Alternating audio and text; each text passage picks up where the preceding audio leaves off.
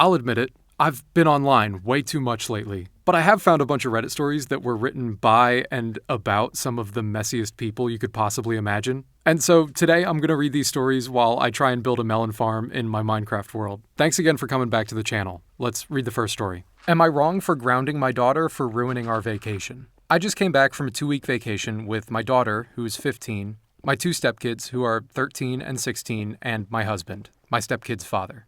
My daughter is very smart and is very good at a lot of things. She's also really competitive. And my husband is also very competitive as well. My daughter started off this vacation by telling my husband that there was Sudoku on the plane and explaining how to play. He didn't know that she's been playing Sudoku for months. She made a bet with him that if she finishes the hardest level of Sudoku first, he'd have to buy Wi-Fi for the flight. And if he finished first, then she would share a bed with his younger daughter on the trip.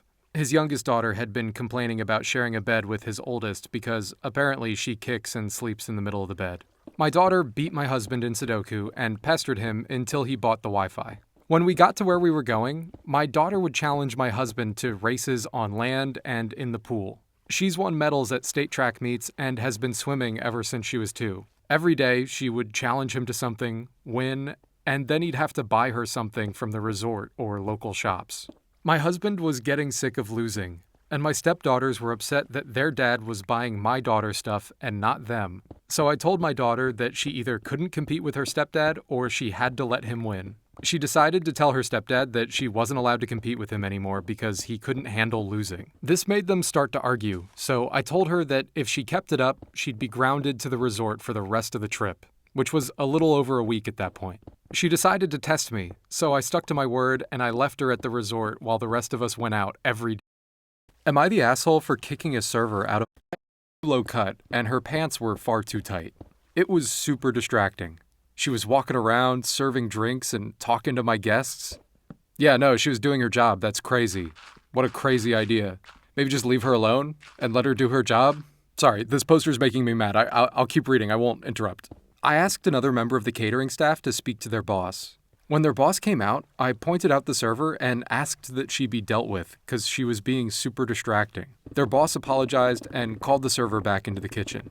Not even an hour later, the server was back out again serving food for dinner. I called the boss over again and asked if the server could work in the back or go home. Her boss said that they were short-staffed that night, so she would see what could be done. After a couple hours of not seeing her, I saw the server again behind the bar. I called the boss out one last time and told her that if the server didn't leave, I would be calling the cops. Why? Why? Leave this poor girl alone. The boss finally relented and told the girl to go home. My husband and mother-in-law said that I was acting crazy and that I probably got a poor college kid fired over nothing. My mother and maid of honor said that it's my wedding, so I can do as I please. It's my wedding. The catering staff was this post to my work group chat. I confirmed. Now you see me? Now you don't. Did you see me? I still saw you. Bro,